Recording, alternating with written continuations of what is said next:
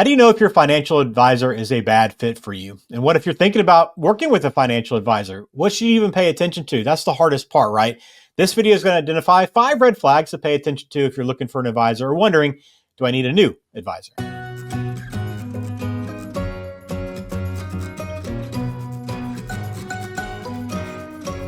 Welcome into Dollars with Dennis. Ben George with Dennis Hoare of Faith 401k and Money Management there in beautiful Loveland, Ohio. Dennis, good to see you again. How's it going today? Hey, Ben. Great day. Sun shining. We had a little snow earlier this week and freaked everybody out, but it's melting now. Yes, I think a lot of places got a little bit cold before normal and a little bit of snow across the country. So it can wait a little bit longer, in my opinion. I'd be fine with that, but I'm glad everybody's doing well. We got a good conversation today because I think the hardest part, I think, of finding an advisor, Dennis, is just not knowing what to ask, right? I mean, a lot of times it's, okay, I know I want to work with somebody, but I just assume everybody's doing the same thing, right? I think a lot of people have that confusion. Yeah. So there's a lot of red flags and warning signs out there, things to look for. So we might talk about a few of those today. First one is probably like a long resume. If somebody's did it 12 different places in the last 20 years. That's probably not a good sign of stability to do that. And I'm not picking on the banks, but a lot of times banks will do that. They'll go through people because it's a stepping stone. So I think people want to look for somebody that's more stable with their career and been doing it for a long time. And there's always a rare exception with somebody's new and young out of the gate, and you just think that's the right person. But get some tenure. Yeah, because how long have you been in the same place, Dennis? Yeah, long time. Yeah. 30 years here in Loveland, 15 years in this office here. Yeah. So stability is a big part of it, right? Not bouncing around. So long resume, a good first red flag to kind of pay attention to. It might not be a bad thing, but it's definitely something to kind of maybe pick your attention and say, okay, does he have a stability that I'm looking for, or will he maybe move or she move before too long? So that's a good first red flag. What about the second one, Dennis? This one size fits all approach. I know that, customized planning, everybody's gonna be different, right? Even your brother or sister is gonna have a different plan than you. So anybody that's gonna say, hey, here's my financial plan that I use for everyone, here you go. That's something to be on the lookout for, right? Yeah. One size fits all. Yeah. If you're the one putting it on, it's too small. That's not good.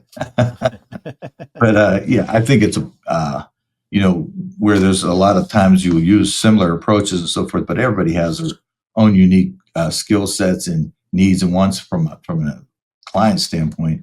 And if an advisor is just recommending one strategy or one method of doing things, I think that is we don't see that as much anymore as we used to, but it is very limiting. And so being able to be flexible and I always think it's best to do really what the client needs, not what you think they need.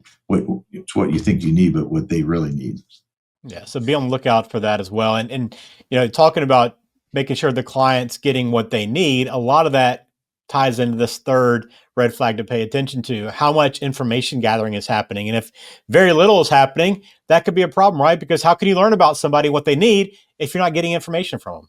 That's the key. You want to spend lots of time on the front end gathering information, learning as much as you can about somebody and their situation, their risk tolerances, their amounts of money, where they're trying to get to.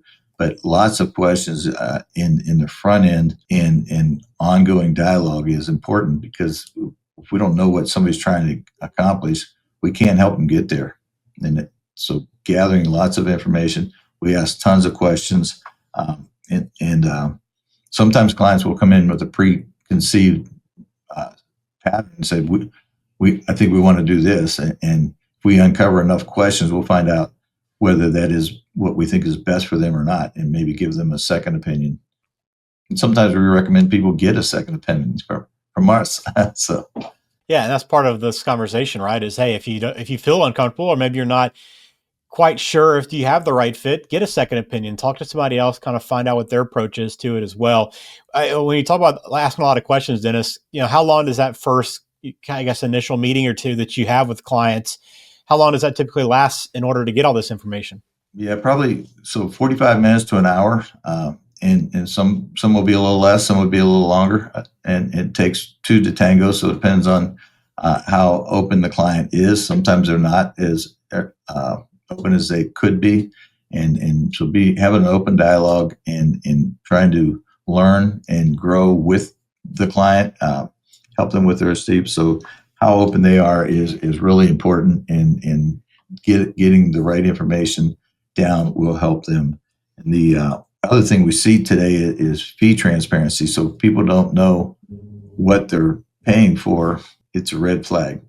Yeah, that fee transparency. Let's touch on that a little bit more then, because I think that's really not optional, is it? I mean, you have to understand what the costs are going to be and understand how an advisor is getting paid, because there are different ways this happens, right? I mean, not everybody's getting paid the same way. Yeah. So many times I've heard somebody say, I don't think I'm paying anything. And I said, if you're working with somebody, you're paying something somewhere, somehow. Figuring out what it is and where it's coming from is important. And so transparency, being clear of you, we like our clients to know what they're paying for. Right in the beginning, we put it in our proposals. It's on every statement they get. So fee-based, open transparency is important thing, because if you think you're not paying for anything, you're not getting any advice, or you don't know what you have. And that's probably a tough question to ask too, right? In an initial meeting is, hey, how are you getting paid? It might be uncomfortable, but would you encourage someone to ask that up front, kind of right away, if they are curious? Well, yeah. So there are people who come in and say, I want to know your fee right now. Okay.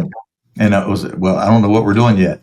So it's hard to give a fee before you know what you're doing for somebody. But typically it's the other way around. They'll have investments or something somewhere, and they're not sure what they're paying, and trying to figure out what they're paying is hard to do in some cases. So we want to be open. We want to be upfront with people. We want them to know what they're paying for, and we want to make them feel good about what they're getting for that money as well, because it's their money, right? All right, that takes us to our fifth red flag here, Dennis, for today's conversation. Someone that overpromises results. I know a lot of people come in and talk about returns. That's a lot of the focus of people that are working with a financial professional, but you got to be a little aware of someone that claims they can beat the market, right? Yeah, right. And so most people don't even know what that means, beat the market. And what's the market? Where are we going and how are we beating it? I think it's most important is to have a goal, have a plan that is designed to get you where you want to go. And that plan is designed to get you from here to there. And if that's where you want to be, then find out what it takes to get there. And then how much risk does it take to get there? So why take a lot of risk if you don't really need to take risk? And then on the other hand, if you don't have enough to get there, maybe you have to take more risk than you really are comfortable taking, just because you don't have enough resources to get there. So that is not an easy thing to do. And when they overpromise, when sometimes it's just miscommunication. Overpromising is from our standpoint is trying to do the best job for the client with what they have to work with, and aligning them with the right investment strategy to get them there within their comfort zone. All right. So 5 red flags. I mean, we probably could have listed a few more out, Dennis, today, but I think that's a good starting point for people to kind of be aware, and some things to ask, and just some things to pay attention to if you are working with an advisor or going to meet with an advisor for the first time, some things to think about. But I know it's all about that relationship, right? That's something that you guys pride yourself in. It's a priority for you. And that's what you want to have a good relationship with the person you're working with. Have a plan, get a plan, and review the plan every year, so you know what changed and what didn't change, and are we still on track? All right, get in touch if you want to. If you want to get a second opinion, you want to start that planning process, I always encourage you to reach out to Dennis over at Faith 401k and Money Management. You can find them online, 401k.faith, or you can always call the office. It's 513-898-1897. Dennis, hope you have a good week. Stay warm, and we'll talk to you again soon. Thanks, Ben. Have a great day. Securities and investment advisory services offered through Osaic Wealth, Inc., member FINRA SIPC.